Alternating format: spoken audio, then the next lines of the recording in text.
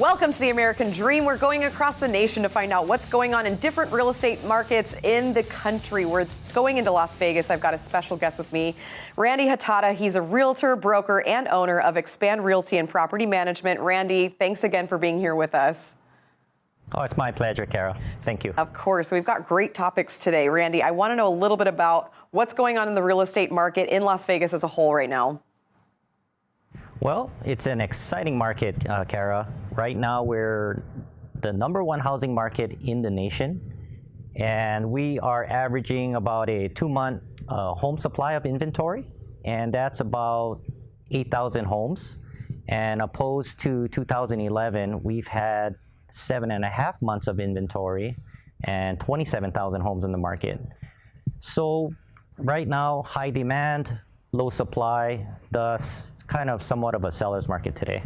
It sounds like it. In a seller's market and with such a booming economy, we are going to run into issues. Tell me about what's going on with appraisals. What are the concerns in the industry right now, and how exactly do appraisals work, and what are the issues with them? Well, first off, appraisals are a professional opinion of value, and they're ordered by our lenders, which actually protect the lender from overlending for a buyer. And a lot of the issues that we're running across with appraisals come twofold. The first issue that we're having to overcome is a lot of appraisers don't take into account upgrades. And to a lot of appraisers, flooring's flooring, a hard surface countertop is a hard surface countertop, and that could be a difference in $10,000 in cost for different grades of material.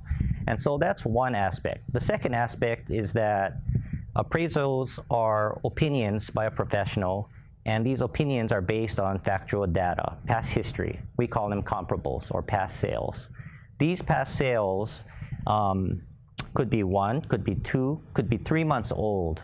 And here in Las Vegas, we're appreciating at about 10, 11% per year on average. So what that means is that if an appraisal uses a comparable that may be 3 months old, that might be 3% in appreciation that we may be missing. And a lot of appraisers today don't take into account that appreciation factor from past history to today's value.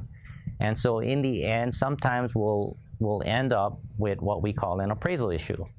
And that's something that buyers agents and sellers deal with on pretty much a daily basis here in Las Vegas. Wow, I want to go back to that 10 to 11% appreciation. That's astounding. So it sounds like you have a lot of buyers that want these properties that's going to keep driving the market up. So I can imagine you have some frustrated buyers. Why are buyers' offers not getting accepted over others?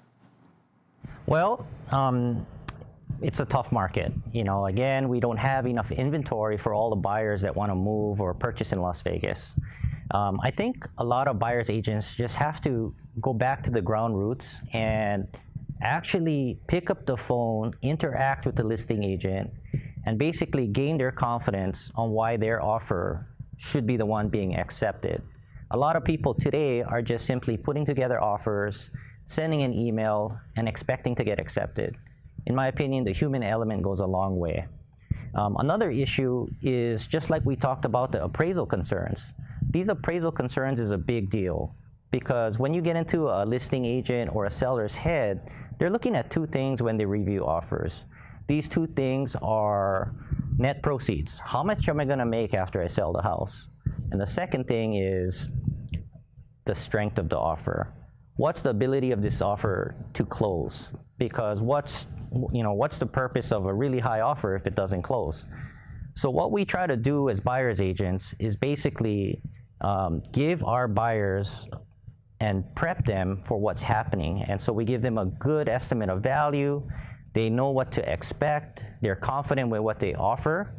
And a lot of times what some buyers agents are doing is they'll waive the appraisal contingency because they're so confident that these properties are going to appraise, or if they're not, they're already prepared that the buyer is willing to come out of pocket and pay that deficiency should the appraisal come in short. The second strategy that a lot of buyers agents do is they'll put out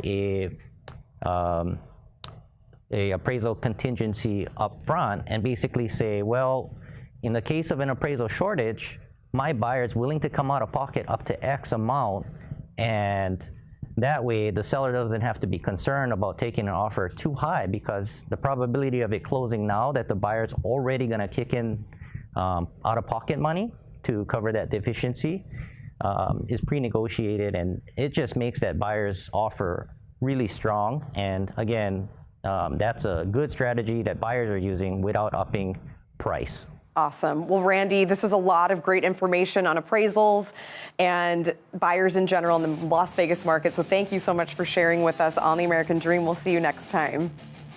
Oh, thank you, Kara. Thanks so much for watching. We'll be right back with more of The American Dream.